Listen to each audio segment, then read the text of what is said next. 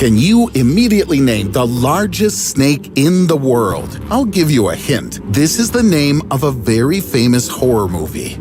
Did you guess? Right, it's the anaconda. If we pair it with the largest crocodile, Cassius, weighing almost 1 ton, you can write a script for a new horror film. But these giants are just babies compared to those that once lived on Earth for a long time.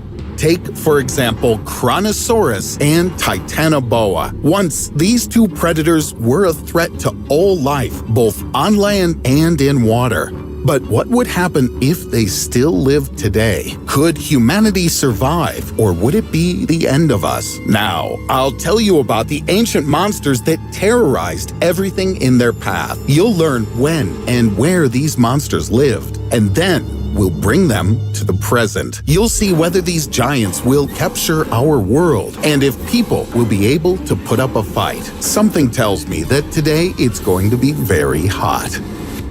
Before turning on the time machine, let's get to know our characters better. We'll start with Titanoboa. This ancient snake lived about 58 million years ago, and according to scientists, for at least 10 million years, it was the largest predator on the planet. Its length reached 13 meters, or 43 feet, and its weight exceeded a ton. Can you imagine this giant? Here's an illustration for you. If you laid 2 giraffes on the ground, then Titanoboa will still be longer. Or you can just look at these 2 vertebrae. The model on the left belongs to the anaconda, and on the right, Titanoboa. It turns out that the largest snake living today is half the size of the ancient reptile. In width, the mega snake could reach 1 meter, or 3 feet. It could easily swallow a young hippopotamus. True, in ancient times, there were no hippos. Titanoboa preferred to eat fish, and this monster could be found in dark swamps and rivers. In addition to fish, it could feast on crocodiles. It was a sophisticated killer. The giant monster attacked its victim and strangled it in its strong embrace. Then the snake swallowed it whole and digested it for a long time.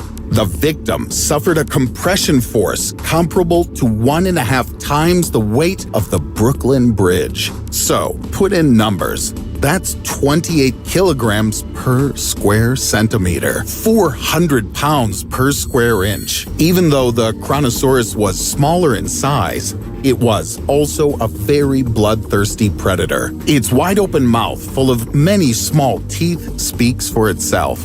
And the size of the predator is comparable to the dimensions of an orca, also called a killer whale.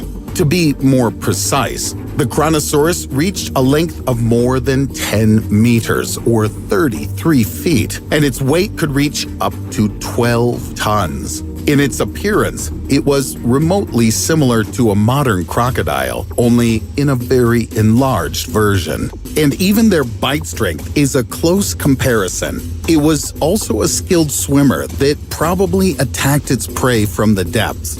Kronosaurus had a very powerful rib cage, 4 flippers, and a small tail. It literally gnawed at its victim, leaving no chance for survival. Kronosaurus couldn't have encountered Titanoboa. They lived in different periods, and even perhaps loved a different habitat. Kronosaurus could live in fairly cold southern seas, but Titanoboa loved a hot climate. But this didn't stop the two predators from instilling fear and terror into all living creatures in the area.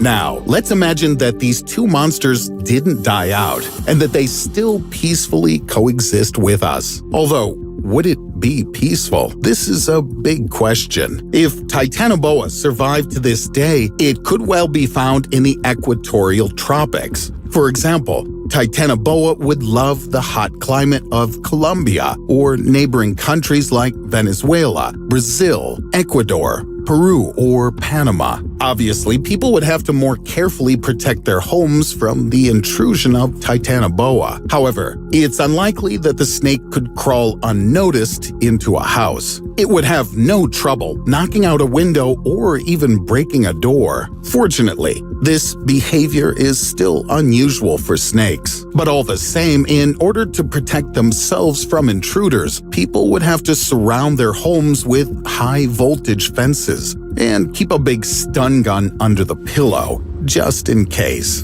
In noisy megacities, a huge snake would not have a single chance of survival, only if the snake doesn't accidentally wind up somewhere under the heating main, a comfort that a reptile might appreciate. But food, in the form of rats, would hardly suit it.